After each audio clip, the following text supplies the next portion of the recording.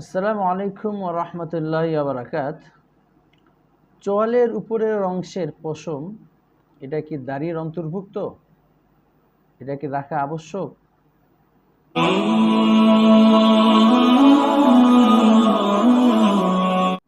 এর উত্তর হলো, চোয়ালের উপরের যেই পশমগুলো ওঠে ইহা দাড়ির সীমানার বাইরে।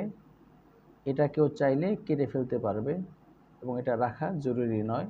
দাড়ি হলো যেটা নাকি আমাদের নিচের জাবরা বা আমাদের মুখের নিচের অংশ, যে হাড্ডিটা আছে, যে হাড্ডিটা কানের গোড়া থেকে নিয়ে আমাদের নিচে নেমে এসেছে, ওই হাড্ডির উপরে যে পশমগুলো হয় ওইটাকে আমরা দাড়ি বলে থাকি এবং ওইটা দাড়ির হুকুমে।